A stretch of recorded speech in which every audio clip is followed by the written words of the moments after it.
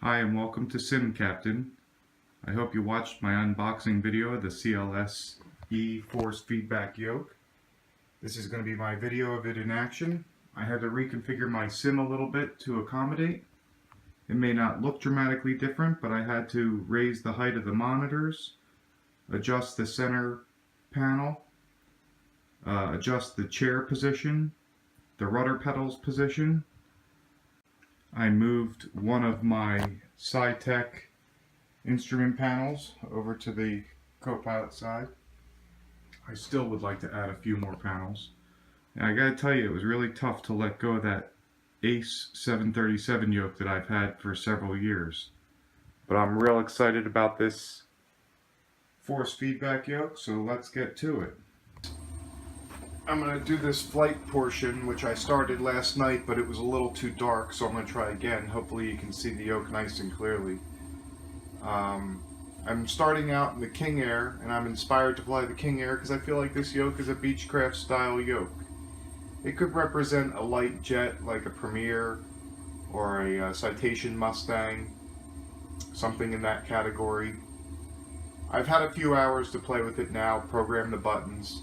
You know, they got a lot of buttons going on here, and you're kind of limited as to what you can program them to be.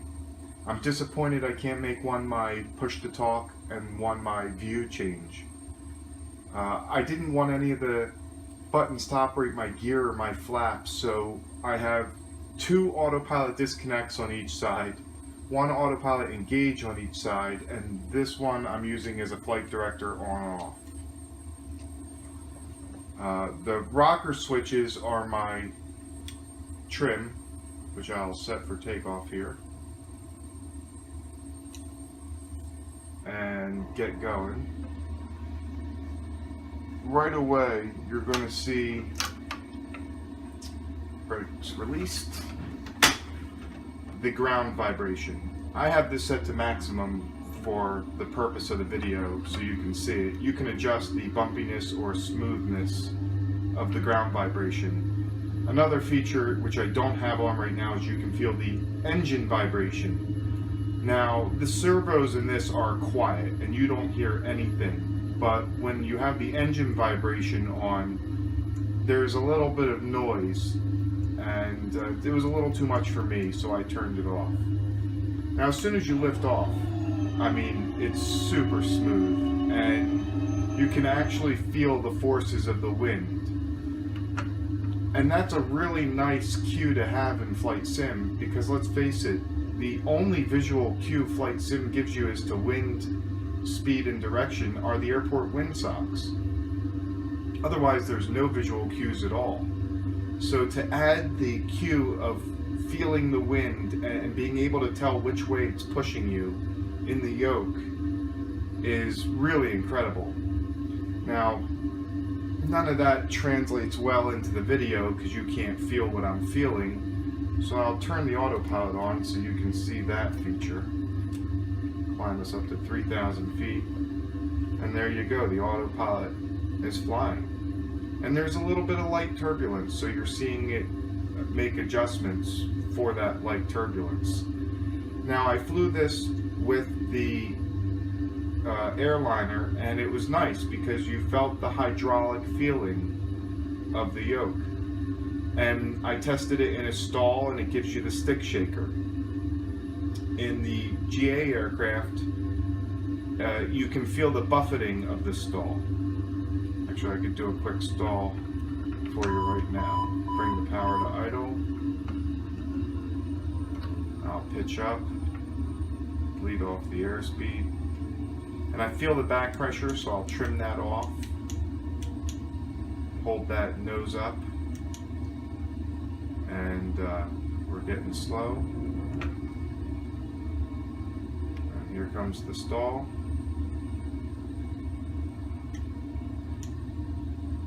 Any second. There's the stall, and it is buffeting.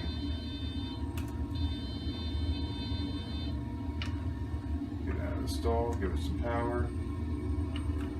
I'll re-engage the autopilot. Take us down to 3,000. Turn the yaw dampener on now. turn us to the south here, and let's make the weather a little more intense so you can see the Yoke really fight turbulence. And we'll go to major thunderstorm. And now you're going to see the Yoke really fight some turbulence. And we'll descend down to 2,000 feet and return to the airport because we shouldn't be flying in this bad weather.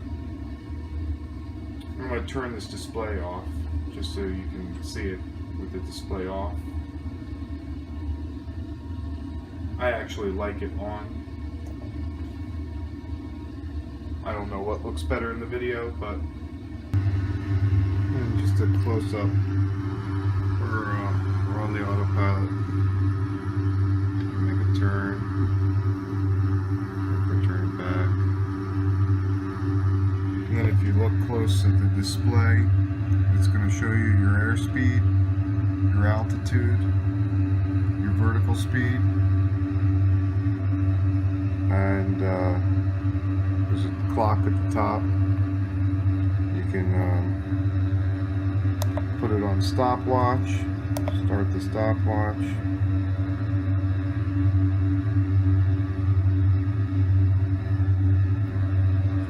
Stop the stopwatch, clear it.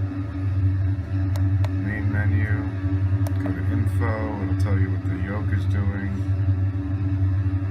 You can turn the display on and off.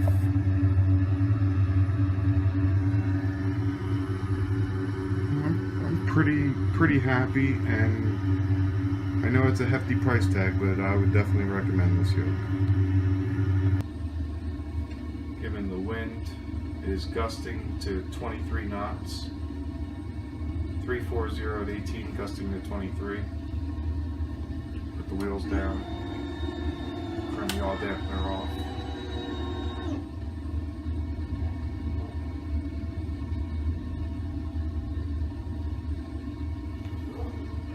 Bring a little power back.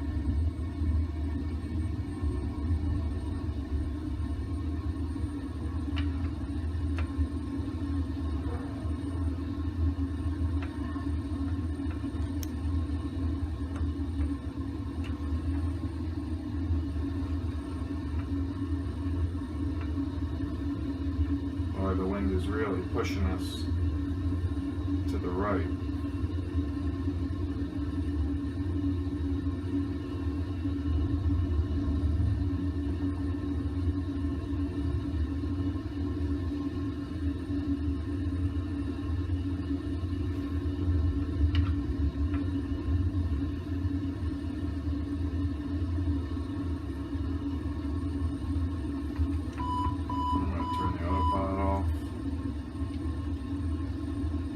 Fly it the rest of the way down.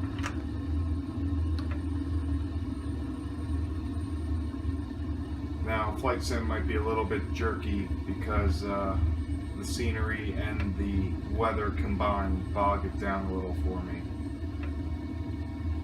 But it should be alright.